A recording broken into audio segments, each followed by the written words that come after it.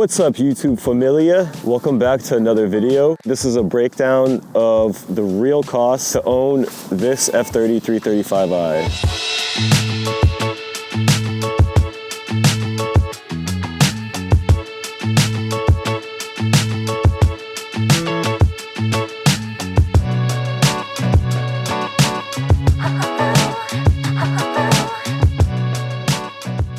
I'm gonna break it down by everything that I remember off top. I did write it all down, and there's maybe a couple hundred, maybe a couple thousand miscellaneous costs that I might have excluded. I wanted to make this video for the people that might be interested in buying an F30 335i so that they know what they're really getting into and they can make a calculated choice whether they want to buy one or not. This one is actually for sale, but we'll get back to that in a little bit. So I want to start this list. Just for context, I bought this car off of a friend and in July of 2020. So before prices skyrocketed on pretty much everything, especially cars that are like enthusiast cars. So, you know, I definitely got a little bit of a deal compared to what I would have paid if I just bought off some random person on Facebook Marketplace. With that being said, I purchased the car for $13,500. The first mod. Now, mind you, I bought the car with charge pipe, full exhaust, no downpipe though, aftermarket intercooler, basically everything to prep it to go pure stage 2.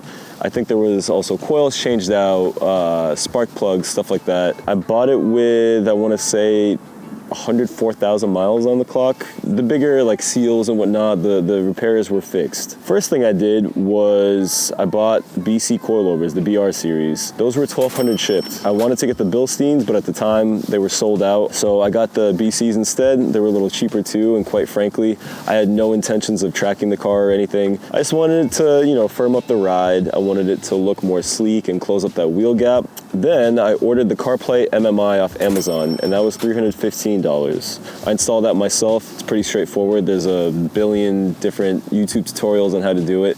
It's not that difficult. To get the coilovers installed, because I was so new to the German platform, I did not do it myself. I took it to a shop and they charged me $700, and that included an alignment on all four corners. I had also purchased wheels and tires right before I got the coilovers. Two of them were a little bent up, so to get them refinished and also straightened out cost me $400. And then TPMS sensors cost me another $160.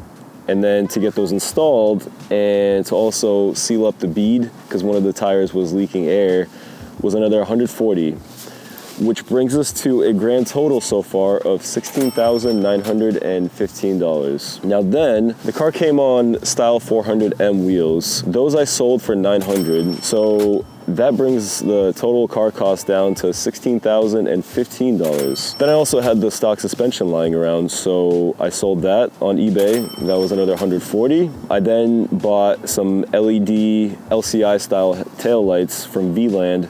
Those were $315. I also installed those myself, very easy. I bought a carbon fiber lip off of eBay because, quite frankly, I live in New York. It'd be kind of stupid to have a carbon fiber lip that I knew would break off.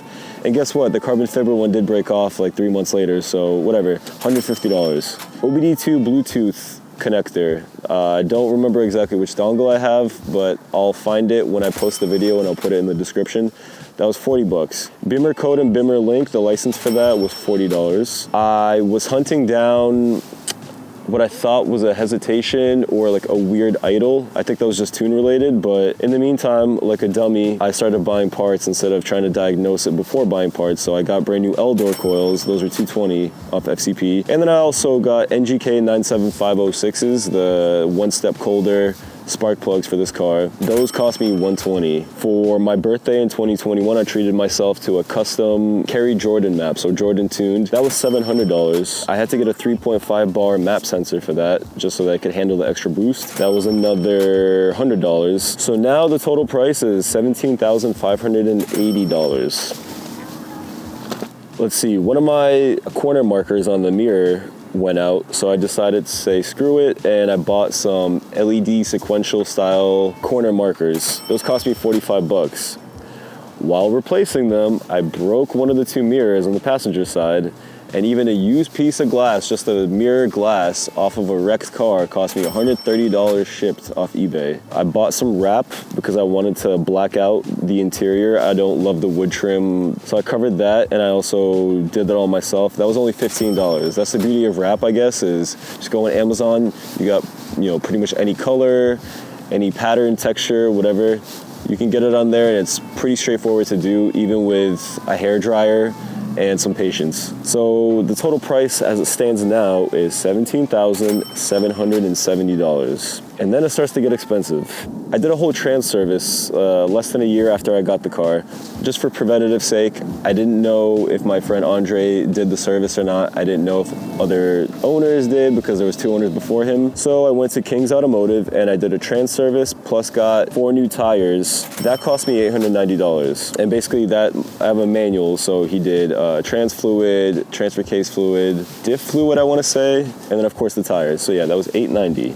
Then my clutch started to give out, which I thought was an engine problem. Turns out it was just a clutch. I upgraded to a 335 IS or a 550i clutch with the dual mass flywheel. Parts and labor cost me $2,200. So now we're at $20,860. And then, oh, this one was really fun because I was in Massachusetts at the time when this issue arose. My eccentric shaft went out and so did the VVT motor. That with labor cost me $2,500. And the thing about the eccentric shaft, no one makes a duplicate. You have to get an OEM BMW one, and it costs $1,004 last I checked. The VVT motor, it's pretty cheap. I think it's like $325 for the kit. But the labor and the eccentric shaft, it hurt. Oh, I also got the accessory belt changed out with the tensioner and a boost solenoid. I think that was like, I don't know, extra couple hundred. Oh, okay, no, never mind. That was in the eccentric shaft job. So, okay, now we're at a grand total of $23,360. I had gotten a VRSF catless downpipe. I had Jackie at King's Automotive install it. That cost me $450, but then I sold the downpipe for $150 because I hated the sound, I hated the smell, and I hated the check engine light. And I understand you could turn it off in boot mode. Yes, I know this, but I just wanted it to be a streetable car that I wouldn't have to play any tricks to pass inspection.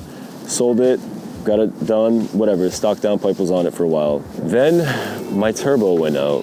Here's where it gets really, really expensive for me.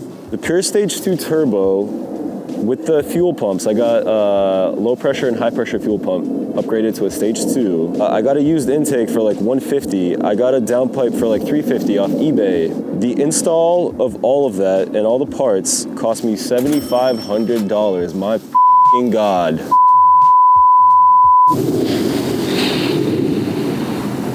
We're now at $31,160, but I didn't stop there, of course. You see, at the time, I had some really shitty cast wheels, and I didn't love them. So, I'd been looking for some Apexes, Arc 8s, EC7s, stuff like that, SM10s. So, I found a set of Apex EC7s, as you see here, in this beautiful bronze color. They're at 18 by 9, plus 30 offset, or plus 31, I forget.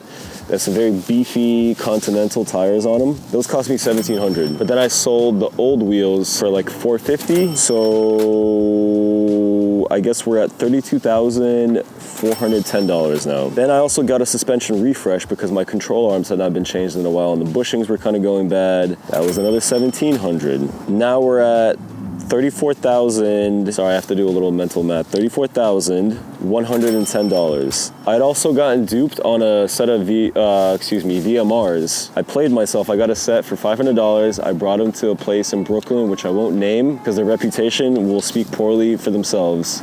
And it wasn't NYC Wheel Repair, guys. Those guys are great. But I ended up coming out like $1,200 out of pocket, only to find out one of the wheels was bent at the barrel, so that was just a complete loss. And then lastly, I'll add, with all the cleaning, all the oil and the additives and everything I put into the car, another, let's say $1,500. We're roughly at around $36,000 for this car. Now, if you consider also my insurance is about $1,000 a year, I have a relatively clean driving record. Gas, I have to use premium, of course, 93 always, because that's what the tune begs for. Probably close to $40,000 for this car. Now again, it's February of 2023. I've owned this car now for going on 3 years. Of course, the gas, the insurance, that gets spread over a couple of years. But yeah, roughly 40 grand. If anyone needs a video editor or videographer, I could use some more money.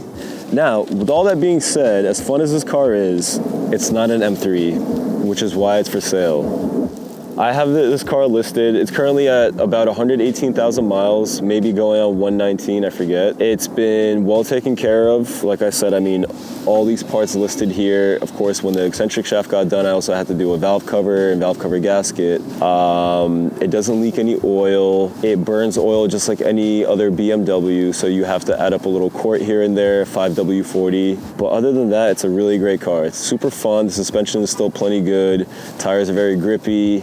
The wheels are light. It's a 6-speed manual, so those are becoming more and more rare. Like, yes, I know you can still get a G80 in a 6-speed manual, but come on, especially for a F30, it's pretty uncommon. Yeah, the car's for sale, and I'm asking $22,500 for it. You can find me in Brooklyn. You can contact me via Facebook Marketplace, as that's where it's listed. Yeah, I'm gonna continue to drive it for now, as it is my daily, although I don't drive it that often. I probably put a couple hundred miles a month on it. I hope this video helps you guys make an educated decision as to whether you can afford this car or not. For the most part, I think it's been worth it because it's been a lot of learning. It's been super fun. I mean, these cars are super fast. They handle super well. I tracked it twice now at Englishtown, the small little raceway that they have. It's just a great all-around car. It's really fun, and it looks very sleek. I think the design, it just ages like wine. It looks really good. And yeah, perhaps the person viewing this right now is the future owner of this car. So thank you for watching. Make sure to like the video. That helps me. Make sure to subscribe. I'd love to be able to monetize my videos and make YouTube my sole profession that I get to do every day. Let me know. Comment if you like this car. Comment if you want to see more stuff like this. And I'll talk to you guys soon.